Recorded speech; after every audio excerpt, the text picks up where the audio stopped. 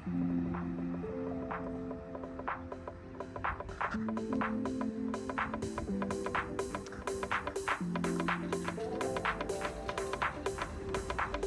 guys, I'm Sam, welcome to the bus. This is me and my bus. So as you walk in, you've got a real nice big cab area, automatic, aircon, cruise control. Down there you've got diesel heater, oak flooring, all speakers. Woo. So as you walk into the bus, you've got a nice big fridge here. Electric hobs, well, electric start hobs, and then you've got a big extractor fan. As you walk down, you've got a nice big sink. I must admit, I do use this to fill up with water to washing up, because my drain goes straight onto the road. In some places, it's just best to keep it in and not get any complaints. Nice big bed, enough room for you to sit up and have a coffee whilst with the back doors open and look at the view. Nice big garage, LJ sofa. Our upgrades coming up soon. 6 kilowatts of solar power, 240. It's going to be inverted too, so it's going to be living underneath all that. Freezer's going to be moved into here, so it's easy access. Got wood storage, wood burner, without action at the moment. If anyone knows what this material is, keep it in the comments below, or if you guys got any. I need to fix that. Basically, someone brake checked me and tried to crash into me, pretty much. And I had something on here, and I can't remember what it was. It flew across and hit the fire, and I remember hearing the bang. So, and my future plan is to make this all tiled and very pretty looking, and then keep these up here so you can hang clothes and stuff whilst you have the wood burner on and try stuff out for the winter. So, yeah.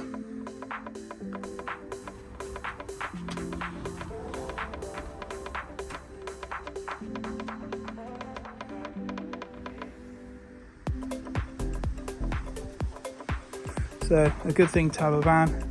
Again, lovely bit of storage, like paddle boards, windsurfing kit, and obviously bikes.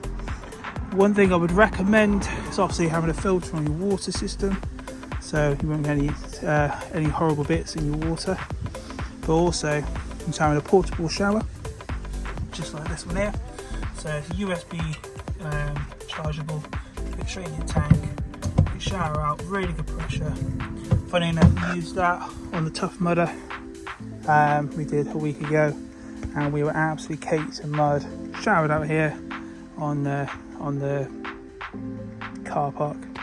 So yeah, check it out.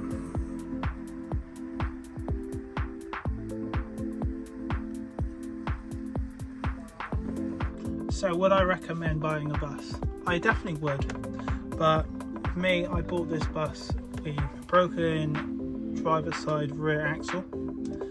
I had to pull the engine out. I had to put a new gearbox on because there was no reverse gear, and I did the service and it did not work. And all new brake lines, new power steering in the end, new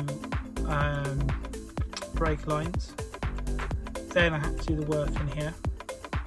After all that, would I recommend you buying a bus? Definitely. If you bought a bus like this, you will have a lot of people coming to your door, and just generally nice people, no rudeness, no one with a bad attitude, and they're just generally curious, going, what is this bus? So you will get people knocking on the door, not when you're asleep or anything for that, but when you're all out camping or just chilling. Well, I don't mind, to be honest with you, because you meet so many good people, generally open-minded, the sort of people you would want around. I've had no bad interactions. But I bought the bus for 1,500 quid, and I probably spent, I reckon we're looking at total with the bus 4.5 grand. New MT, all that, pass through, flying colours. So yeah, I would generally recommend buying the bus. If wide, it's 6'10" wide. you know, for me, I sleep perfectly across the bed, comfortably. I didn't need to change the air suspension because it was already changed, so that was good. It's 3.5 ton, so you can drive with a normal car license, and it almost feels like a narrowboat, you know, with the layout and stuff like that. Of course, there's a lot of work to be done still to make it tidier and nicer, for me, you know.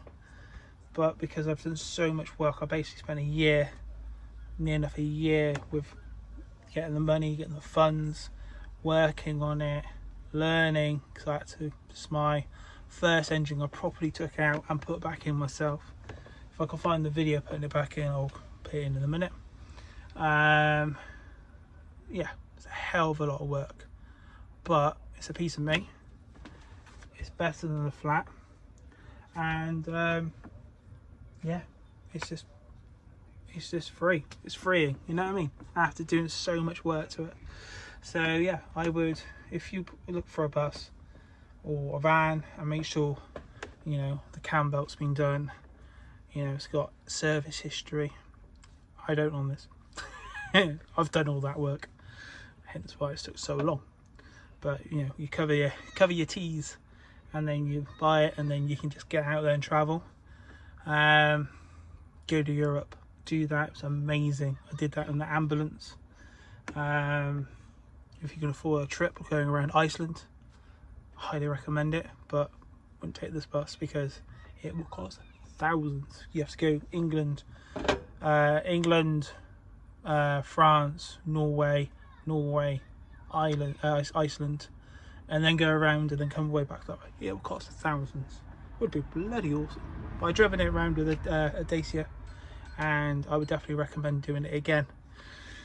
So yeah, I would definitely recommend it. Pretty much living full time, and this is, I'm just going to answer some questions really. People's asked me, like, where do you use the showers, what, you know, where would you go, toilets, where would you get water from, and yeah, how is it basically. Quite valid questions from people who doesn't know and use vans like we do. So I use the gym, particularly the gym group. They have hundreds of gyms up and down the country for not that much of a price, for a monthly fee, and you can use the toilets and showers. I'm still on my weight loss this year, but it does actually help you get into the gym, do a workout. You're there, you know, having a shower, using the toilets, whatever. So it does actually help you get in and being active. Water wise, I do try and go to the local springs to drink natural, great fresh water, or I'll go to somewhere what you can see, places like Bridgestop. I'll have a look, see if they've got a water point, go for a meal, go for some food. I do prefer cooking in here, I won't lie. I like my cooking. Or I'll have a look at different places. Some garages like Morrison's offer free water. Some people's asked me, what app do you think's not great? App wise, absolutely hate is Park for the Night. They've ruined this country. Loads of places you could probably park for free. When I was growing up, parents travelling, and some really good spots I found over the years, and then suddenly it's on this stupid app, loads of people turning up. I wish we can all keep it nice and chill. Like Bridgestop's a really good app. If you ever want to download it, I'll put the links below, because you're generally helping local pubs, people, you know, you're going to meet people who are friendly and all that, and turn up to a car park full of motorhomes, awnings out, deck chairs out, you know, loads of people turning up, and then before you know it, can't park there because the restrictions up and stuff like that. So a big no downloading this Park for the Night. If I could delete it today, I would delete that app. But yeah, this is my bus. If you like to see more videos, I'm going to try and get better with the apps. I'm going to try and get better with making videos and being in person in them. But yeah, I'll be doing bit of camping, travelling videos. It could be taking an engine out of a T5. I've got to do this coming weekend for my other vehicle, and then I'll be for sale soon. It could be anything really. I'm only doing it to share really to family and friends, but if I get a following, I get a following. That's cool. But yeah, that's just the way I am.